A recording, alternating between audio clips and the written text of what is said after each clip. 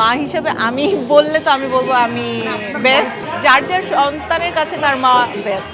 Bangla cinema বরবাদ দেখা হয়েছে, অনেক ঘুরতে যেতে পারতাম, নানুর হাতের পিঠা খেতে পারতাম। শখ তো শখই আছে, পুরনো শখ নতুন শখ, একটু নতুন করে পাক না সবাই, এটাই তো ভালো তাই না, একটু ডিফারেন্স আসবে।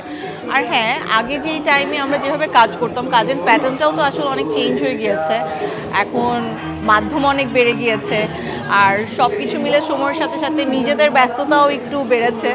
সব কিছু মিলে আমি একটু পিকি, সো কাজ করছি, মাঝখানে একটা ব্রেক ছিল, এখন যেমন আবার রেগুলার কাজ করছি, ইনশাল্লাহ দেখা যাবে। মা হিসেবে আমি বললে তো আমি বলবো আমি বেস্ট। আর আমার বাবু তো এখন অনেক ছোট, সো বাট ওর অ্যাক্টিভিটিসে বোঝা যায় যে হ্যাঁ আই এম দ্য বেস্ট। যার যার সন্তানের কাছে তার মা বেস্ট। সব গল্প করা হয়ে গিয়েছে তো এখন আসলে একঘেয়েমি হয়ে যায়, কারণ এত কাজের মানে জায়গা বেড়ে গিয়েছে, কাজের পরিধি বেড়ে গিয়েছে।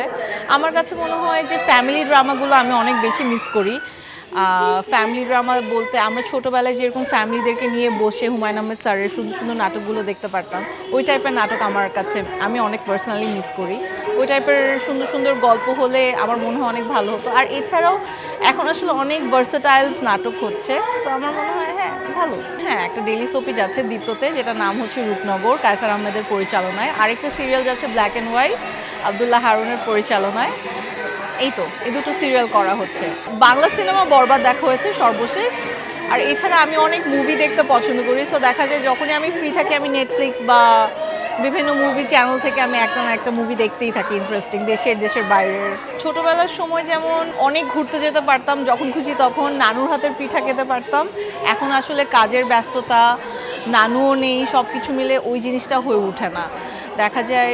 আর উইন্টারের সময় আমরা আগে যেভাবে ভ্যাকেশনটা সেলিব্রেট করতে পারতাম, লাইক গ্রামে চলে যেতাম বা পুরো ফ্যামিলি গ্যাদার হয়ে যেত, এখন আসলে কাজের ব্যস্ততা, যার যার পার্সোনাল লাইফ, সব কিছু মিলে ওই জিনিসগুলো হয়ে ওঠে না, সো এটা আসলে মিস করা হয়। But at the same time কাজে আসলে কাজের কলিগসদের সাথে আসলে ওই ফানটা আমরা সেলিব্রেট করি। যেমন শুটিংয়ে আমি গতকাল মানিকগঞ্জ থেকে এসেছি, আমার রূপনগরের শ্যুট ছিল, সো ওখানে আমরা যেমন সন্ধ্যার পর একটা পিঠার আয়োজন করেছিলাম আমাদের পুরা ইউনিট, কায়সার আহমেদ ভাইয়ার। সো ওখানে আমরা সবাই মিলে আসলে পিঠা খেয়েছি, অনেক ধরনের পিঠা খেয়েছি, অনেক মজা করেছি। কাজের মাঝখানে টুকটুক করে এরকম মজা করা হয়।